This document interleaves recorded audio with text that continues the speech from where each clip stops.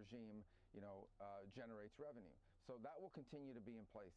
What the president has said, obviously, is, and I think what he's pointing to is that this obsession people have about boots and this or that, but he does not feel like he is going to publicly, rule out options that are available for the United States, even though that's not what you're seeing right now. What you're seeing right now is an oil quarantine that allows us to exert tremendous leverage over what happens next. Well, he also said the U.S. is... Yeah, the big implication here, I guess, is that if future Venezuelan leadership does not do what Trump wants, that we're just going to try to do this again or again and again. Like, I don't know where this ends exactly. I don't know what we're extracting from Venezuela, like what concessions we got.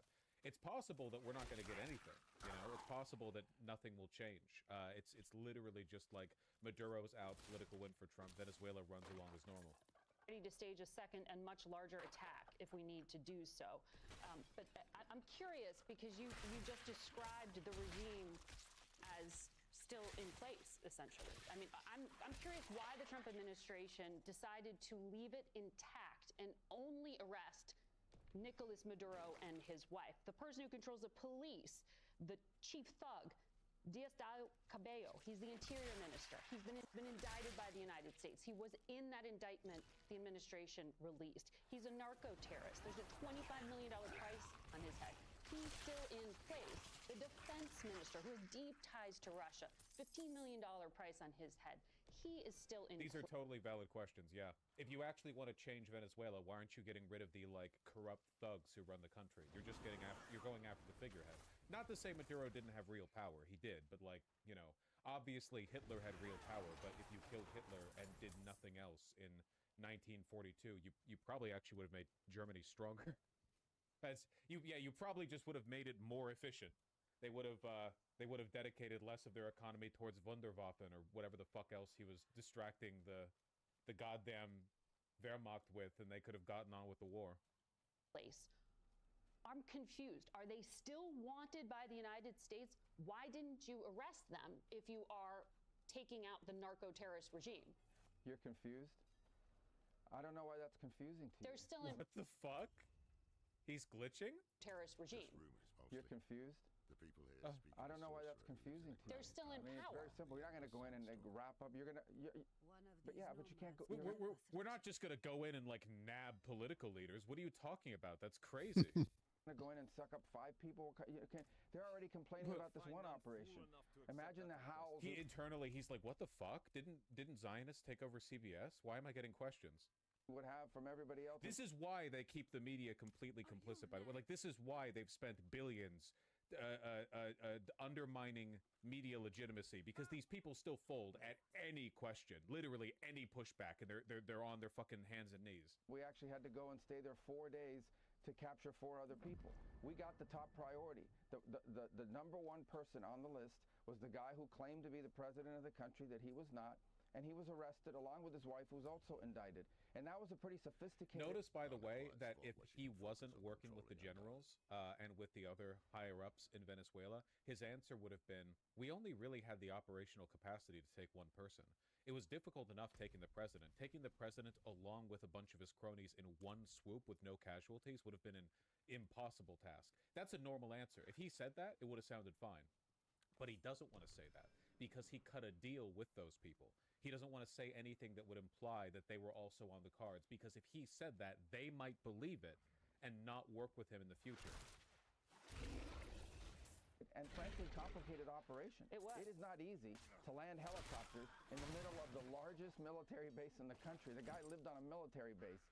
Land within 3 minutes, kick down his door, grab him, put him in handcuffs, read him his rights, put him in a helicopter, and leave the country without losing any American or any American assets. That's not an easy mission. And he did eventually settle on this answer, but I really do think the incredulity in his voice at the beginning gives away, the problem here, He's also still not, implicating those people. He hasn't said anything negative about them. Isn't that interesting? Those 2 guys are really bad. Head of police and head of military. There's a reason why Maduro's head of police has a higher bounty on him than the head of defense. He's a pretty bad guy. Torture, murder, lots of murder. Asking me why didn't we do that in 5 other places at the same time? I mean, that's absurd. I do think this is one of the most, daring complicated, sophisticated missions this country has carried out in a very long time. Tremendous credit to the U.S. military personnel who did it. It was unbelievable, and tremendous success. And today, an indicted drug trafficker who was not the legitimate president of Venezuela, who we don't recognize, the Biden administration didn't recognize, 60-something countries don't recognize, the European Union doesn't recognize, and many countries in Latin America don't recognize. He was. I think this confirms it's so fucking hard, man. Like everything about the incredulity, the panic at the beginning of the question, the fact that his answer didn't implicate the people that he was asked about. Like he never said anything like they're a miserable thug or I wish I could have gone after them. Nothing like, we didn't have the ability to capture like 5 people at once, but you know, honestly, I wish we could have because those people are awful. Nothing like that. We were 100% cutting back from deals with those guys. Not to mention, like, logistically, they might have given up Maduro, but there's no way Special Forces could have captured their fucking head of police that easily unless we had an insider, like, working. These people are, like, paranoid narco cartel dictator crime lord. Like, they're sleeping in bunkers. You know what I mean? They're not, like, easy captures or whatever. These are people who they sleep with pistols under their pillow, okay? They press a red button, like, underneath their nightstand and the fucking safe room door opens up. These are not easy people to go after. Do you remember how hard of a time we had getting bin Laden and Saddam Hussein? Like, it's if a leader does not want to be captured, it's actually really fucking difficult to capture them. If they, you know? Convicted. He was a indicted drug trafficker. Yeah, he was arrested. Something. His wife was arrested. Right, Also but the indicted. others, And they are now. If they made a deal, why would they threaten the VP? Why wouldn't they? Also, because I think that the VP is just like the next one in line. I think they're in. Or sorry, I don't think that she's in on it. I think that the VP is now the person who the generals are allowing to take charge. But I think that she probably was not directly involved in the negotiations to negotiate Maduro's exit. Not necessarily a puppet, but the military endorses her? Sure, why wouldn't they? Also indicted are still, system of courts. the others who are also indicted are still in place. So that's the point of my questioning there. But you talked about not being the legitimate So you wanted president. us to land in 5 other military bases? No, I'm asking why you chose that this was the limit of the military operation. But to your point that you just made, that that Maduro was not the legitimate president. He was the guy who was claiming to be the president. Right. Well, the opposition. He was the top target. Okay. The opposition. She's like really fucking whiny, dude. Jesus Christ. Leader Maria Corina Machado and Edmundo Gonzalez won that 2024 election by your own account. They were some of the first people you called when you were Secretary of State. You said Edmundo Gonzalez is the rightful president of Venezuela. Is that still the U.S. policy? And if so, are you working on a transition to have those elected leaders run the country? Well, I think a couple things. I have tremendous admiration for Maria Corina Machado. I have admiration for Edmundo. We have all those views about what the election that happened the last time, and not only us, but many other countries around the world. There's that. And there's the mission we are on right now. We have been very clear from the beginning, because I still think that a lot of people analyze everything that happens in foreign policy through the lens of what happened from 2001 to 2015 or 16. The whole, foreign policy apparatus thinks everything is Libya, everything is Iraq, everything is Afghanistan. This is not the Middle East. And our mission here is... Notice how he didn't answer the fucking question? Hey, here's a woman who is, by our standards, the rightful ruler of Venezuela, who you previously, endorsed. Why is she going to be the next one up? The generals didn't accept her. Very different. This is the Western Hemisphere. Within the Western Hemisphere, we have a country, potentially a very rich country, that the vice president didn't accept her. Under the control of this regime, has cozied up to Iran, has cozied up to Hezbollah, has allowed narco trafficking gangs to operate with impunity from their own territory, allows boats with drugs to traffic from their territory, and we are addressing that. And by the way, 9 million people in the largest mass migration event in modern history have left that country since 2014. But that regime is still in having place. An impact on us. That is what we are addressing now. When you spoke yesterday... we're not just addressing... Our country's not allowed to have their own foreign policy. Marco Rubio's position on this explicitly, not even implicitly, is that the Americas belong to America. He's a Mearsheimer guy, right? He thinks that the Western... I see Vermin, yes, I can head over. at that time. He thinks the Western Hemisphere belongs to America, just like they are our puppets. They belong to us. We are addressing the factors that are a threat to the national interest of the United States. Understood. You spoke with Delcy Rodriguez, who is now, according to President Trump, sworn in as the president, as the leader of Venezuela.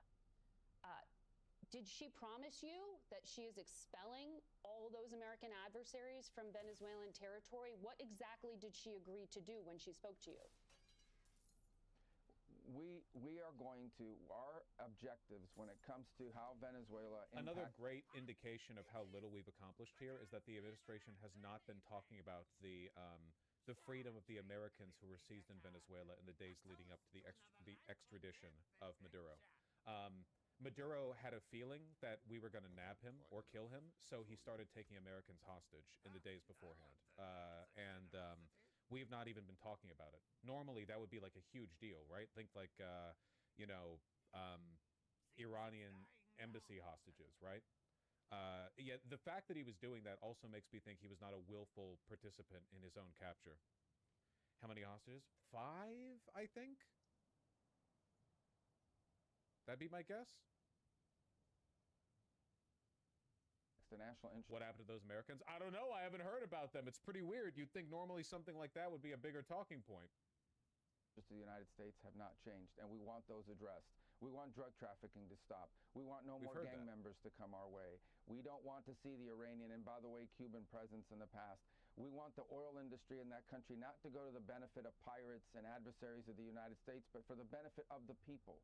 We want to see all of that happen. We insist like on in the seeing United that States. happen. Did she promise and we are that? going to work to continue to see that happen. Well, right now, we are going to see what happens moving forward. Let me just say that. I'm not obviously going to have these conversations in the media. These are delicate and complicated things that require mature statesmanship, and that's what we intend to do. But our goals remain... Are you implying you don't have that? I mean, we know that you don't, but it's kind of weird for you to say that. These are difficult questions that would require me to be good at my job? Okay. The same. The difference is that the person who was in charge, even though not legitimately, in the past was someone you could not work with. We just could not work with him. He is not a person I really that, think that this whole thing is a dry run for Cuba. He made, broke every deal he ever made a fool out of the Biden administration on the deal they made with him. And we offered him on multiple occasions an opportunity to remove himself from the scene in a positive way. He chose not to do so. But his number two is now running the country. His number two is someone you can work with, and is that what you're implying here? And did she tell you that she will transition to democracy, and the woman who won the election along with her partner there, Maria Corina Machado? We are going to make our assessments of people. You're asking me to make an assessment. We're going to make an assessment on the basis of what they do. Not what they say publicly in the interim, not what, what they've done in the past in many cases, but what they do moving forward. So we're going to find out. You're asking me, do I know what decisions people are going to make? I don't. I do know this, that if they don't make the right decisions, the United States will retain multiple levers of leverage to ensure that our interests are protected. Yeah. And that includes the oil quarantine that's in place, among other things. Well, but we are going to judge moving forward. We're going to judge everything by what they do. And we're going to see what they do. Okay, because yesterday, Why does she keep being our democracy? Because the fact that they're not running with Maria Corchado proves that they worked with the generals. If they are actually interested in ousting the Maduro regime and implementing democracy in Venezuela, why are we letting Maduro's vice president stay in power and not backing the person who was clearly being primed to run Venezuela as the opposition to Maduro? Trump said Maria Corina Machado doesn't have the support or respect within the country, and by your own admission, she walloped Nicolas Maduro in the last election. So it does sound like a decision was made. But she wasn't on the ballot in the last election. No, but her party was. Edmundo was. Yes. Correct. So it was an illegitimate election, and that's why he's not a legitimate president. Right, but is there an agreement to transition to democracy? I think it sounds what like the president pointed out is the obvious. Well, I think what the point is, but there has to be a little realism. See, here. He gets actually flustered by this. By realism, he means realpolitik. Realism here in this case is like, of course we're not giving democracy, like we made the deal we could make. There's no deal you can make to make Venezuela a democracy, which is true. Okay, a transition to they've had this regime, they've had this system of Chavismo in place for 15 or 16 years. It's really fucking bleak because, like, at least in our invasion of Iraq and Afghanistan, we did. I'm not going to say we tried our best to nation build because we definitely didn't, but there was an effort and there was a stated intention, right? In both Iraq and Afghanistan, and before in Japan and Germany, right? In previous nation building efforts, there has been at least like a stated goal here. There's been a narrative. But now it's like, we can't do that, which is true. But then, like, what are we doing? In Panama, the United States stayed until after elections were held. Yeah, that's true. In Panama, yeah. Like, and it's crazy that we're in a position now where, like, things are more cynical and more bleak than they were in fucking Panama. Everyone's asking why 24 hours after Nicolas Maduro was arrested, there isn't an election scheduled for tomorrow? No, I'm asking what you talked about with her. These things take time. There's a process. Right. And you well, are... I'm not going to publicly get into details about any of those things other than to tell you that our expectations remain the same. And we are going to judge whoever we're interacting with moving forward by whether or not those conditions are met. Of course we want to see Venezuela transition to be a place completely different than what it looks like today. But obviously we don't have the expectation that's going to happen in the next 15 hours. What we do have an expectation is that it move in that direction. We think it's in our national interest and frankly in the interest of people of Venezuela. The president used the word oil 20 times in this press conference. You talked about these tremendous oil assets that Venezuela has. It's not about that, man. It's not about that. The obsession with oil makes so much more sense when you think of it as what he pitched to Donald Trump while privately just wanting to use this as a dry run for Cuba. It makes so much more sense. Because like the oil thing just does not math up. It does not math up at all. They literally, Axios was interviewing, or Politico or Axios, I forget which one, interviewing oil execs, asking if they had any interest in opening up extraction facilities there, and they said no. So this only really makes sense as a dry run. But the president's last envoy to Venezuela, they still want is that one. publicly arguing that you know better than Their plans are going to China. He They said, want to quote, control the Venezuelan pipelines to China. plutocrats or U.S. oil executives seem to be coming to Mar-a-Lago and whispering about how easy life would be if we just made a deal with the regime once Maduro was gone. Is that what happened here? No, that's not what happened here. What happened here is that we arrested a narco-trafficker who's now going to stand trial in the United States for the crimes he's committed against our people for 15 years. And the person who helped him, of course, his wife, who was co-located with him, so she was arrested as well. That's what happened here. As far as oil, look, oil is critical, not just to fueling economies all over the world. It's critical to Venezuela's future. Their oil industry is completely destroyed. It's destroyed all those oil fields that used to produce a lot and wealth for their country and their people.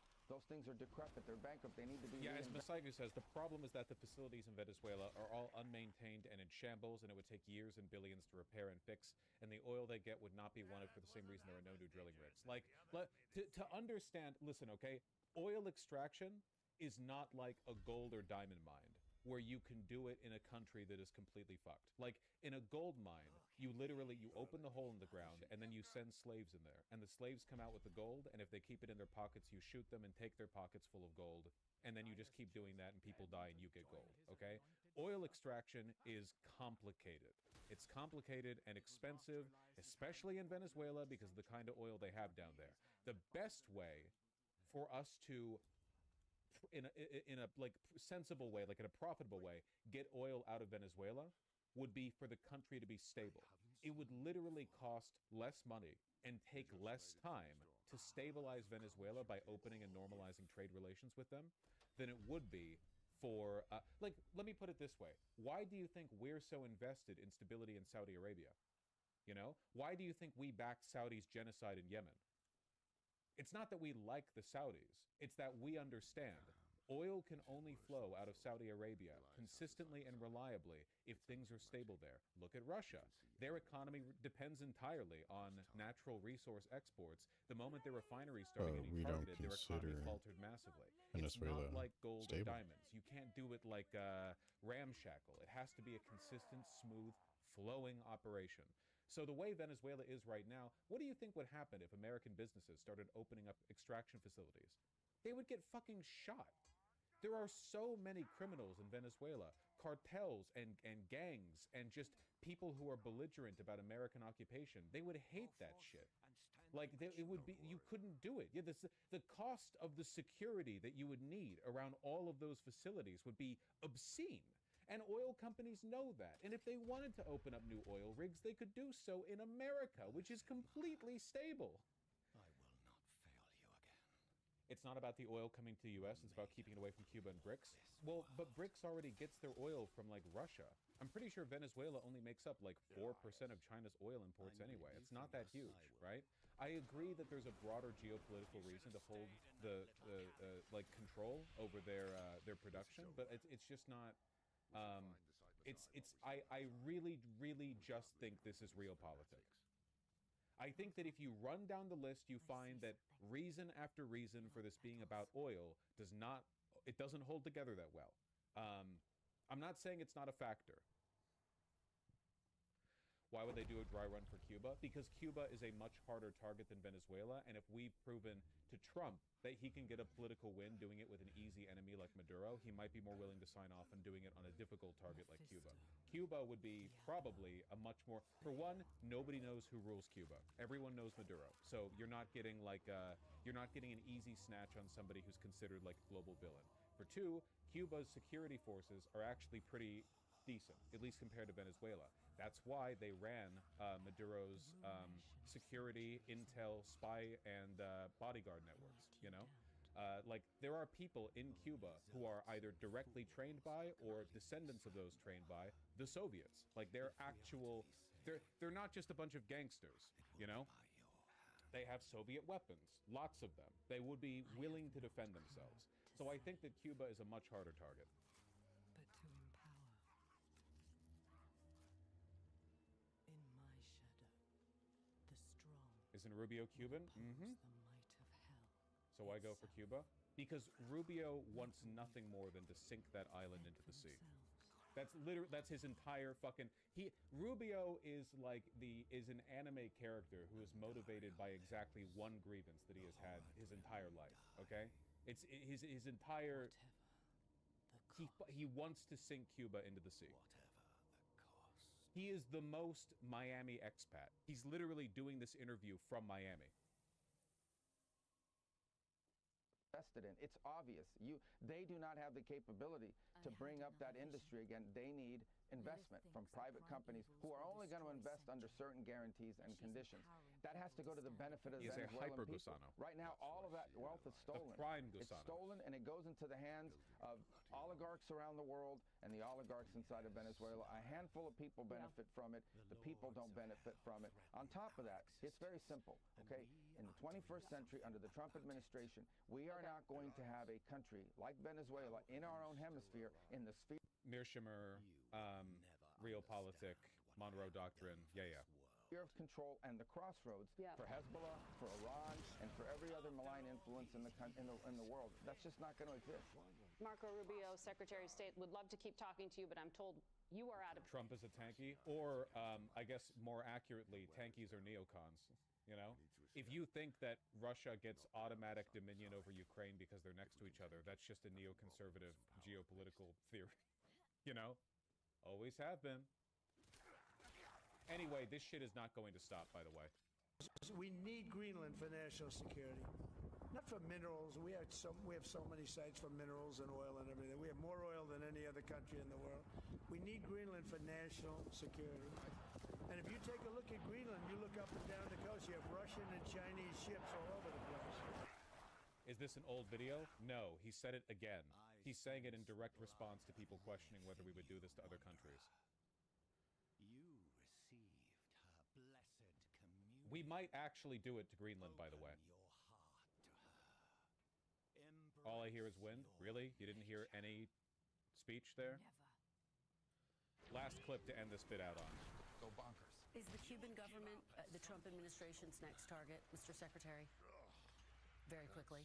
Well, the Cuban government is a huge problem. Yeah, the Cuban government is a huge problem. First of all, is that a yes? Cuba, but I don't think people fully appreciate I think they're in a lot of trouble. Yes, I'm not going to talk to you about what our future steps are going to be and our policies are going to be right now in this regard, but I don't think it's any mystery that we are not big fans of the Cuban regime, who, by the way, are the ones that were propping up Maduro. His entire, internal security force, his internal security apparatus is entirely controlled by Cubans. One of the untold stories here is how, in essence, you talk about colonization, because I think you said Dulce Rodriguez mentioned that. The ones who have sort of colonized, at least inside the regime, are Cubans. It was Cubans that guarded Maduro. He was not guarded by Venezuelan bodyguards. He had Cuban bodyguards. In terms of their internal intelligence, who spies on who inside to make sure there are no traitors, those are all Cubans. All right, Secretary. He's not wrong there. Again, that's because Cuba has much better trained security personnel than Venezuela, which would make Cuba a much harder target. I don't really think we could do the Chinook helicopter flyover in Havana. I'm pretty sure we would have to bomb the fuck out of them. I don't think we could take their leadership alive. Here it is. Mashif can help. Then did the Cubans backstab Maduro as well? No, I don't think so. After all, we know of at least 80 casualties of Venezuelans in the American raid the other night. So, I mean, I think we probably did also just kill bodyguards. More likely to me, though, would be that the people in Venezuela who approved Maduro's extraction were probably willing to let those bodyguards get killed. You know what I mean? Like, if you gave them details, they'd just be sniped from, like, it'd be over like that, you know? I don't think the Cubans would give up Maduro. Again, my understanding is that everyone involved with the Cuban government is still they're pretty ideologically pure.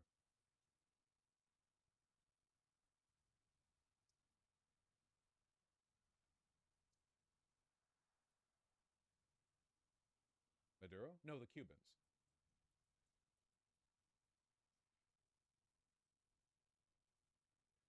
So who's guarding the Cubans? Presumably other Cubans. Are you really agreeing Cuba colonized Venezuela? No. I'm saying that Cuba and Venezuela were allies, but Venezuela's government is inept, corrupt, and their bodyguards are probably just like narco thugs. Whereas Cuba's guards, Cuba's security, their intelligence apparatuses are like from the Cold War. You know?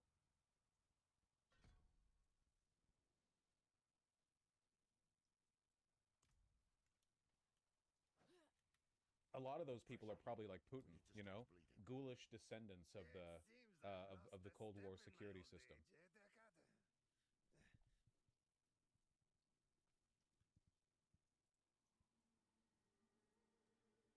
Venezuelan military staff didn't like the Cubans because they were the ones who would investigate and torture them if they were disloyal. That makes sense, yeah. But that does kind of confirm the idea that Cuba would be a much harder target, right? The storm was broken. We'll get you out of it. Oh, it's a shame. I got mine. Oh, love? Just a hair. We need to leave it too. Is that okay? Sneaky devil Okay. poked me in the back. Very, very, very critical support to Cuba. The Cuban government is bad, yeah, but like obviously right now America is the great Satan. There's no comparing. It's like this is very much like a Hamas-Israel thing where you can acknowledge tepidly, right, like offhandedly with a wave of your backhand that, you know, yes, these people are bad, but you're also dealing with the great Satan here, okay? Cuba is bad, but they're not demonic. Has Cuba responded? Yeah, of course, but saying all the things you would expect. American imperialism, la-di-da. Yeah. So yeah, that's what I think is really happening here.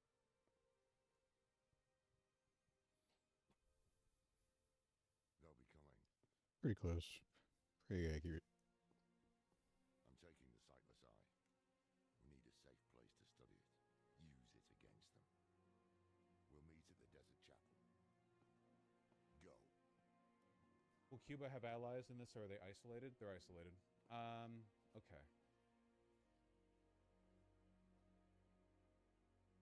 Rubio's being just as slimy on this as he is the pardons of the other drug lord. Yeah, well, you know, I mean, obviously, you can't expect these people to tell the truth.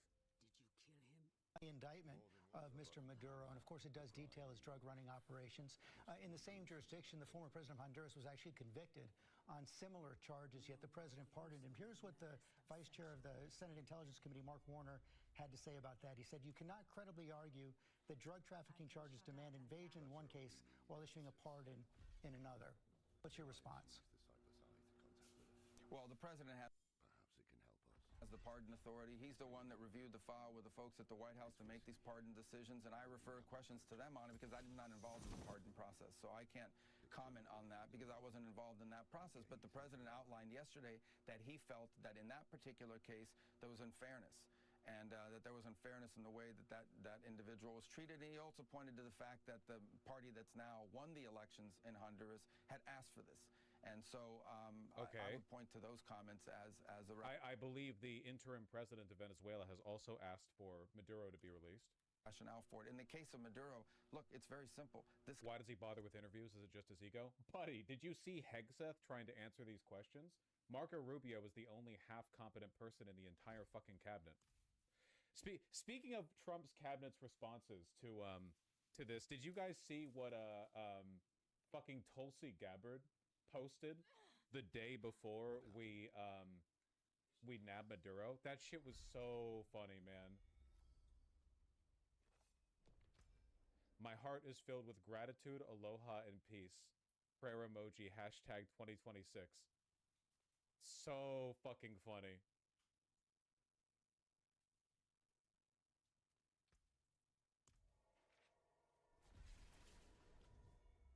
I love that for her. They don't tell her shit Lamau. Nah, she probably knew about it, but like, what the fuck is she? It's not like she cares, really. It's just funny.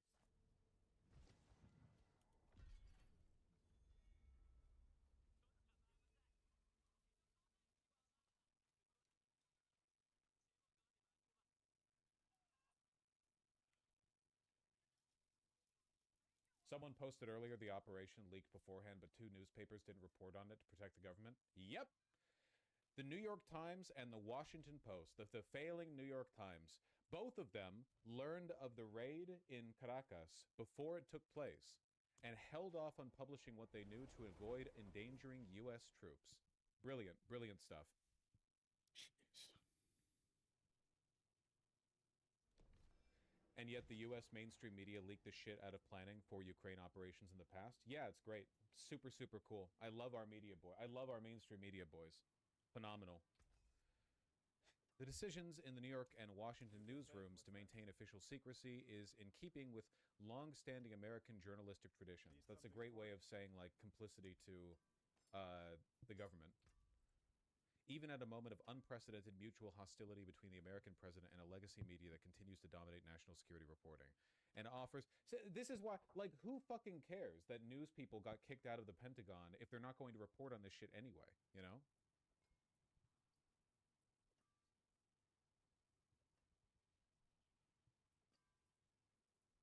The coordination, stealth, the precision, and the very long arm of American justice all on display in the middle of the night, Pentagon Chief Pete Hegseth said. Hegseth did not mention that part of the secrecy was the news outlet's decision.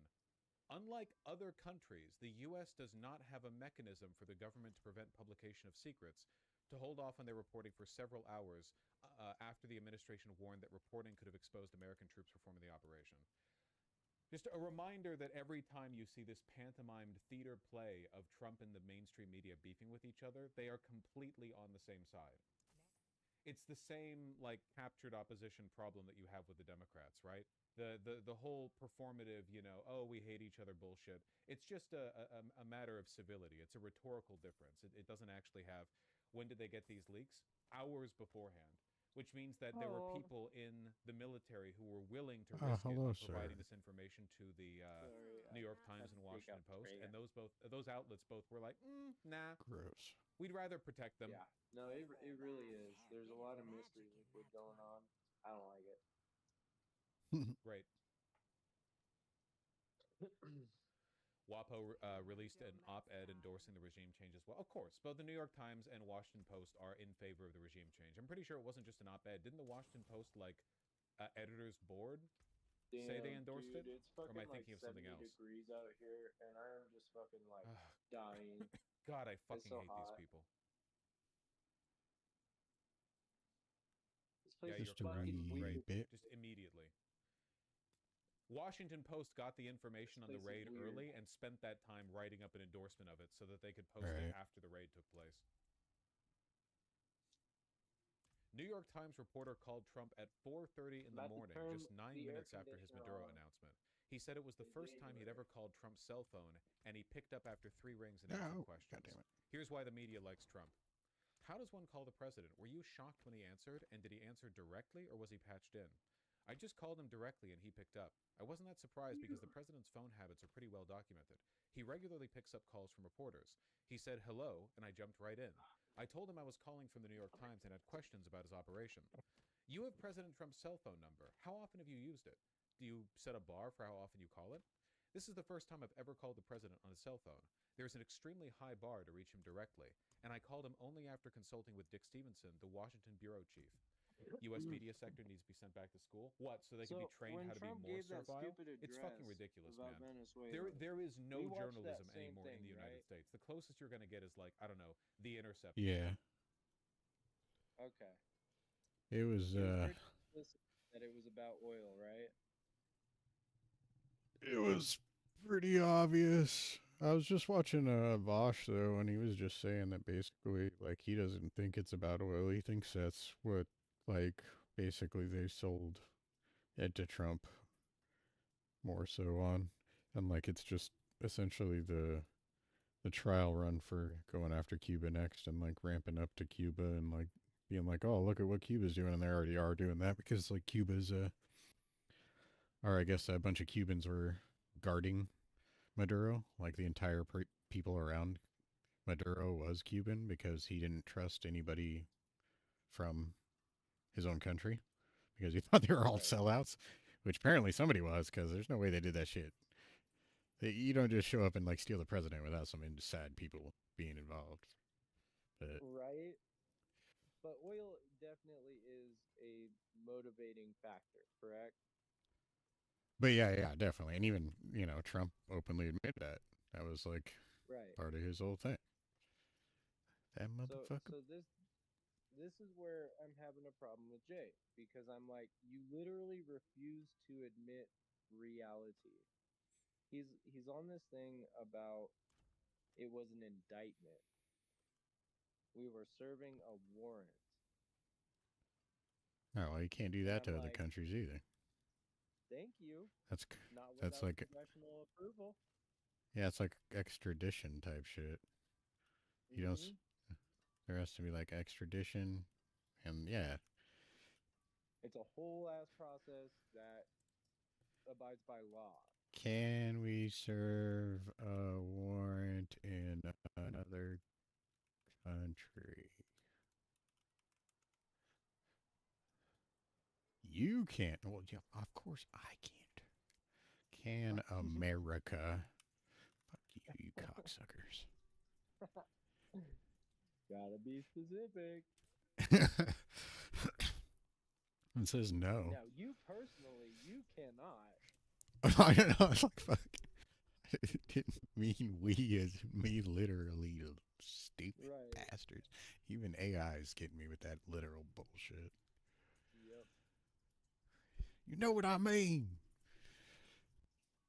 But I don't. It's that there we go. Gaslighting. Do we have an extra? There it is. U.S. and Venezuela have an extradition treaty from 1922. Okay, but this wasn't an extradition. Extradition involves. Well, that still requires them. Conglomerate, and it still requires congressional oversight, especially regarding like a president.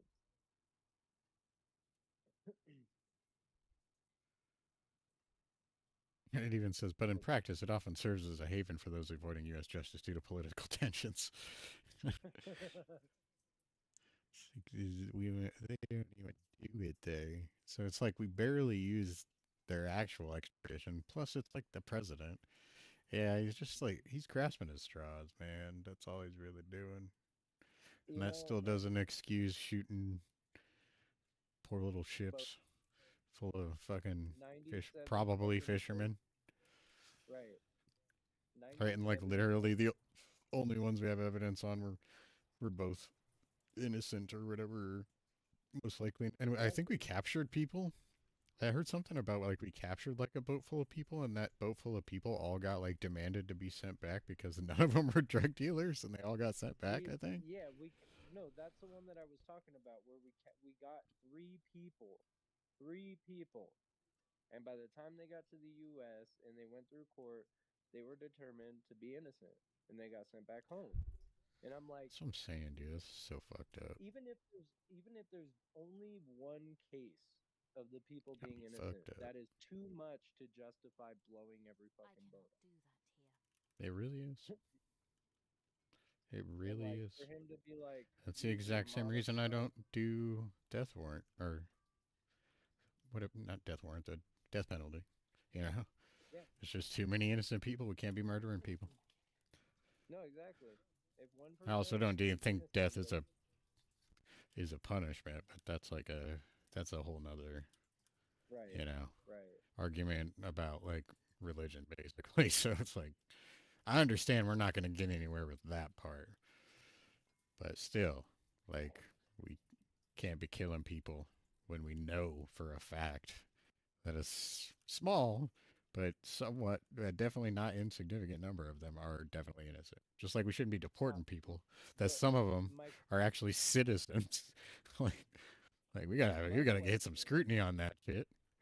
my question is, right, out of the only survivors that we did have, how many of the dead people would have been released back to their country? Right. And that's where the seed of doubt gets sown, and that's where I'm like, no, this is illegal. Like, That's illegal. yeah, because first and foremost, extrajudicial means out of the bounds of law, meaning there is no legal. Oh, also we're streaming this, by the way. So hi, Jay. No, I'm just kidding. No, we are streaming this to nobody, but that'd be hella funny if somehow this motherfucker saw it later. That'd be hella funny. I don't think there's really a way.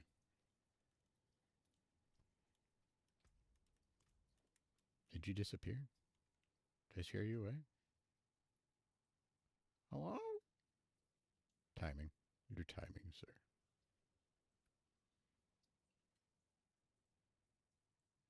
Hilarious. After everything brushed aside.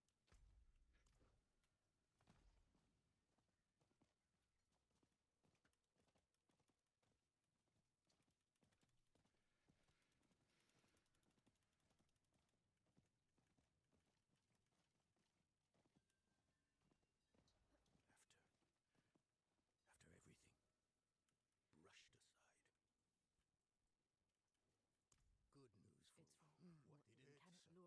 What did it say then? Here we go.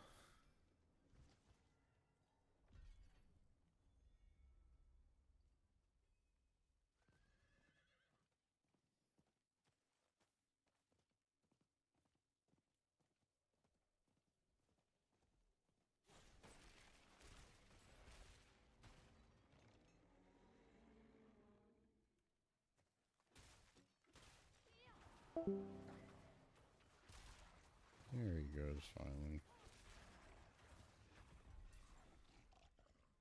For some reason.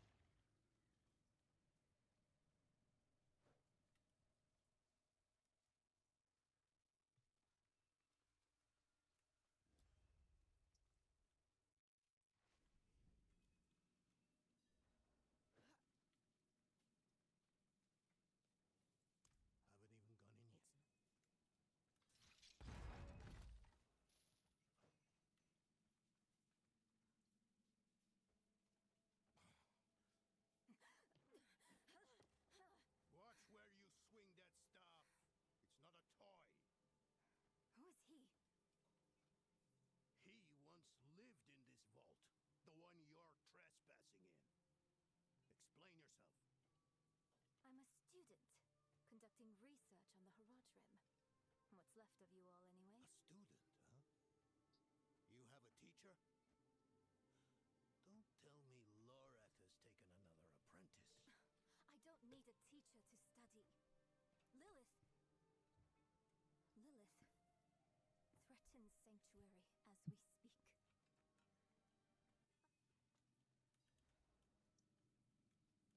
I used to be like that girl. Had more dreams than I knew what to do with. Let me unseal this. Spit him.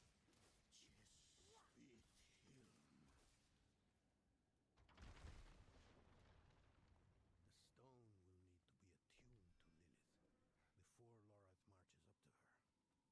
First things first, Lorath will need my notes. Soulstone magic is treacherous, even in the most skilled hands. Tread carefully. We summon the spirit in you. It ran amok.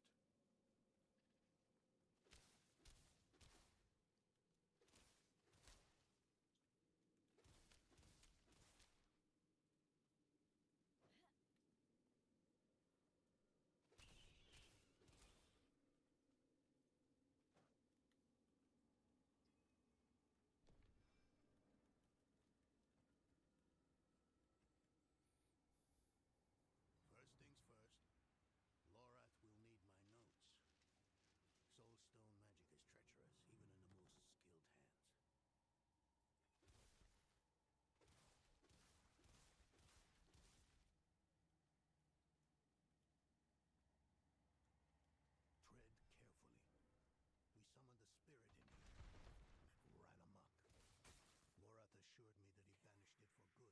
I couldn't give up my life for it. Not like him. I wanted to be a man. I left to chase family, fellowship, glory. And for what? You saw how that ended. My son.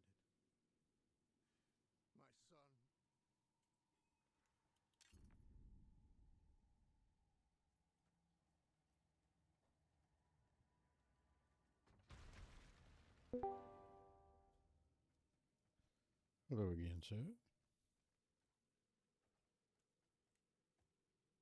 Oh, well. Oh, you're muted. Sorry, bro. I got a call from my mom, and then I got a call from my brother. My mom's like almost to my work. My brother's gonna meet me at my work, and oh my god,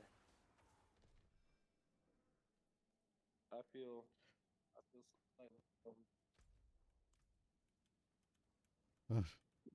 slightly overwhelmed.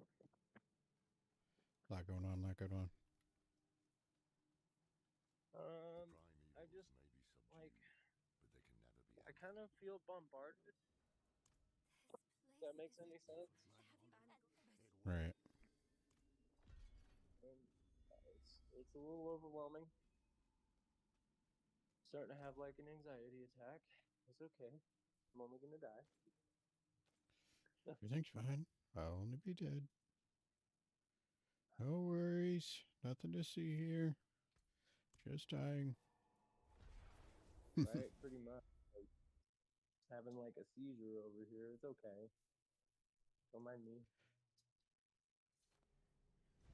Be okay, sure.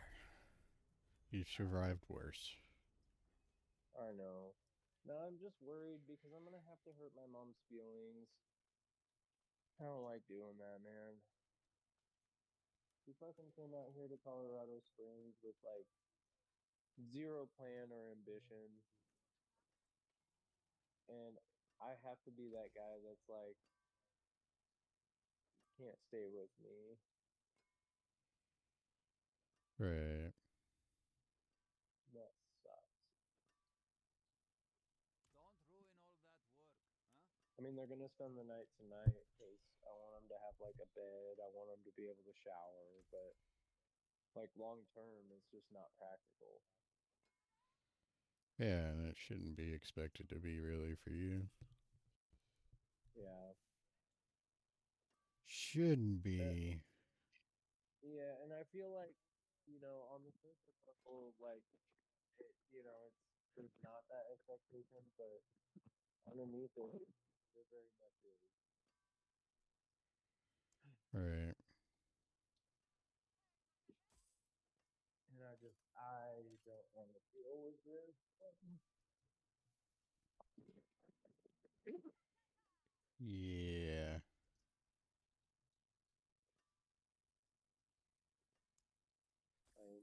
I am not about this type shit. Ain't that the truth? Type shit, type shit. Type shit. I think I'm gonna go have a cigarette. Type shit, type shit. Start with the strings. Forge is always hot. Girl, don't worry. Be happy. Don't worry. Be happy. Come back if you need the forge. Just gotta be happy.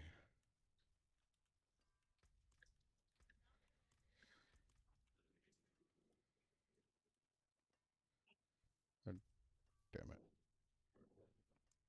I want to see what this looks like.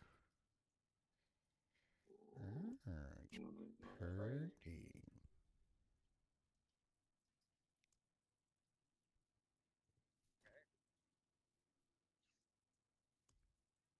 That did happen.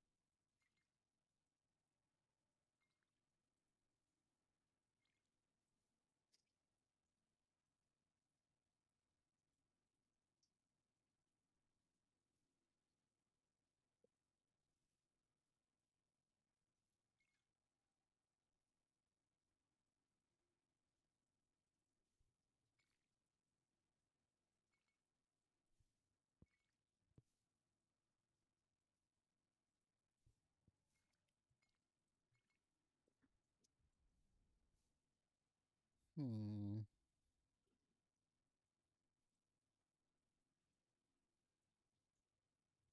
Decisions. I don't know, I can't change the armor. I hate this game sometimes. Is it Diablo? Yeah, well, let me change the stupid armor to anything that's good. That one sucks. That one sucks. All the good ones are like, nah.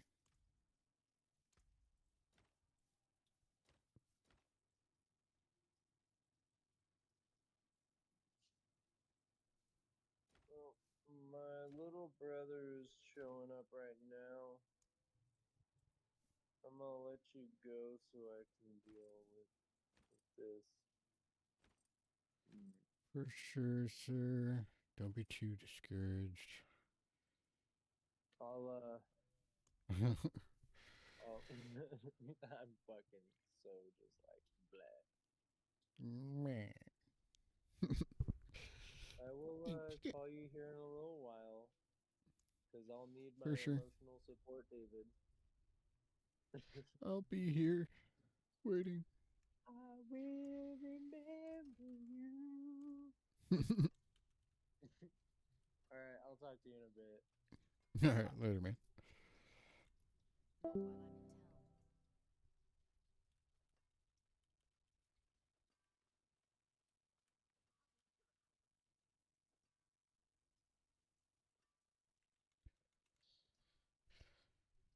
All right, I guess I'm taking a break anyway.